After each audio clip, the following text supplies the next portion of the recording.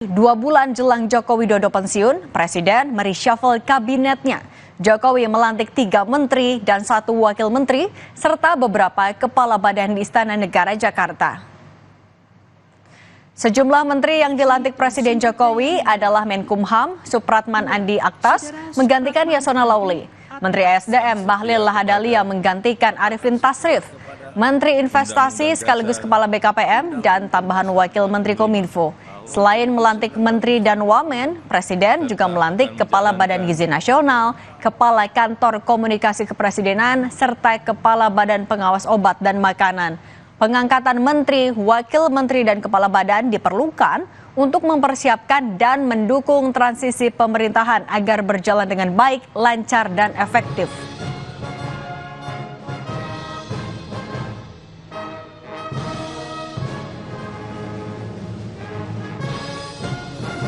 Menteri Perdagangan sekaligus Ketua Umum PAN Zulkifli Hasan menyebut tak ada masalah reshuffle dilakukan di akhir masa pemerintahan Presiden Joko Widodo. Zulhas menilai reshuffle kabinet merupakan hak prerogatif Presiden.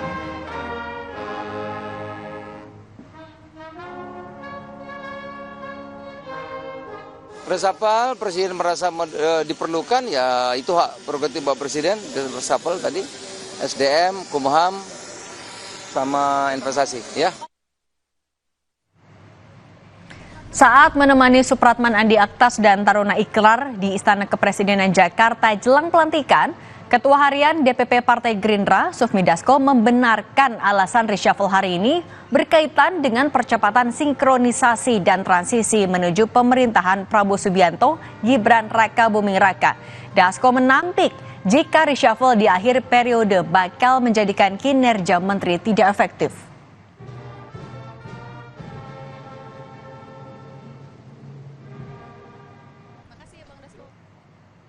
Ya, kan ada banyak hal yang perlu disinkronisasi, nah sehingga ada beberapa yang kemudian kita minta agar ada percepatan untuk lancarnya sinkronisasi untuk menyongsong pemerintahan baru ke depan. Reshuffle di 2 bulan terakhir itu justru supaya di tempat-tempat yang memang penting itu sangat perlu untuk dilakukan sinkronisasi supaya pemerintahan baru bisa dapat berjalan langsung dan efektif. Demikian. Usai resmi dilantik Presiden Jokowi, Menteri ESDM Bahlil Lahadalia langsung menghadiri acara serah terima jabatan di kantor ESDM Jakarta Pusat. Dalam sambutannya, Bahlil sebut hubungannya dengan Arifin Tasrif baik-baik saja. Ia pun sebut akan melanjutkan kinerja Arifin Tasrif di Kementerian ESDM di sisa masa pemerintahan Jokowi Ma'ruf yang tinggal 2 bulan lagi.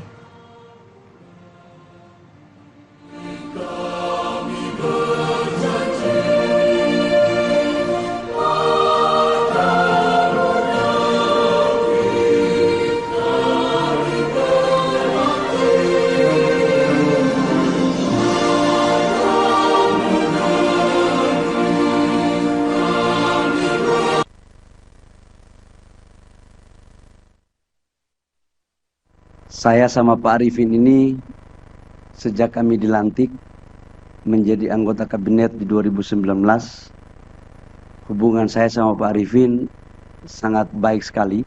Apa yang disampaikan tadi oleh Pak Menteri SDM Senior, kalau saya kan Menteri SDM Junior. Dan junior ini kelihatannya waktunya untuk masa kabinet sekarang tidak lama, maksimal 2 bulan. Kita nggak tahu apa yang terjadi ke depan. Tapi satu hal yang saya minta tolong kepada Bapak Ibu semua yang ada di sini adalah kita kerjasama aja yang baik. Yang sudah baik kita pertahankan. Yang belum baik tolong kasih sampaikan kepada saya.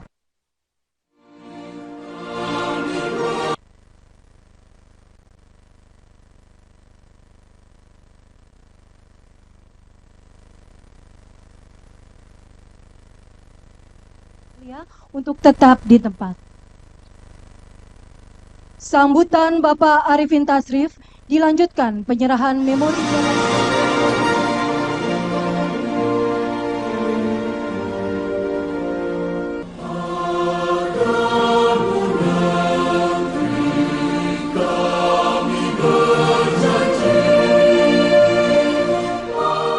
Sejak dilantik jadi pemerintah sebagai kepala BKPM, saya tidak lagi menjadi pengusaha. Jadi udah selesai dan insya Allah sekalipun saya punya latar belakang sebagai pengusaha, saya bisa membedakan mana yang untuk kepentingan negara dan mana untuk kepentingan pribadi.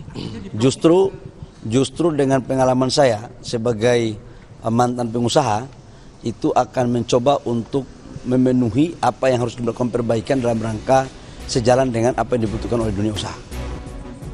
Usai dilantik jadi Menteri Hukum dan HAM, Supratman Andi Atgas menyebut pihaknya akan melakukan reformasi di bidang hukum, terutama yang berkaitan dengan tumpang tindih aturan di antara satu undang-undang dengan yang lain. Supratman juga mengaku telah berkomunikasi dengan Yasona Lauli. Ia memastikan program-program yang telah berjalan dengan baik di bawah kepemimpinan Yasona Lauli akan dilanjutkan. Semua yang baik pasti tidak mungkin kita bisa, ini kan ada sebuah birokrasi ya, jadi apa yang baik ya tetap kita lanjutkan, yang tidak baik kita sempurnakan. Saya berteman baik dengan Pak Yasona dan semalam kami juga kontak dan saya sampaikan bahwa tentu tidak mungkin seketika semua kita rubah dan lain-lain sebagainya. Intinya adalah semua program-program yang baik yang telah dilakukan oleh menteri sebelumnya menjadi kewajiban kami untuk menyempurnakan itu dan melanjutkan. Sementara itu, Rosan Roslani mengungkap pihaknya akan mencari investor sebanyak-banyaknya, khususnya untuk pembangunan ibu kota negara Nusantara. Meski demikian, Rosan belum bisa bicara panjang lebar mengenai strategi yang akan dilancarkan untuk mengundang investor asing ke IKN. Ya tentunya sebagai Menteri Investasi ya kita akan mencari investasi sebaik-baiknya, sebesar-besarnya untuk masyarakat Indonesia, itu di IKN dan juga tentunya di manapun wilayah di Indonesia. Jadi itu adalah tugas dari Menteri Investasi. Pak, terkait 2 bulan lagi Pak, untuk realisasi investasi di IKN sendiri, strateginya bagaimana untuk mempercepatnya Pak? Ya mungkin saya belum bisa berbicara lebih panjang ya karena saya mesti komunikasikan dulu dengan Menteri Investasi sebelumnya supaya langkah-langkah ini bisa menjadi lebih teratur, terstruktur dan investasi itu bisa masuk di IKN dan juga di seluruh wilayah di Indonesia. Tidak hanya melantik 3 menteri baru, hari ini Presiden Jokowi juga melantik Angga Raka Prabowo sebagai Wakil Menteri Komunikasi dan Informatika, serta 3 kepala lembaga, di antaranya Dadang Hindayana sebagai Kepala Badan Gizi Nasional, Hasan Nasbi sebagai Kepala Badan Komunikasi Kepresidenan, dan Taruna Ikral untuk posisi Kepala Badan Pengawas Obat dan Makanan BPOM. Tim Liputan, Kompas TV.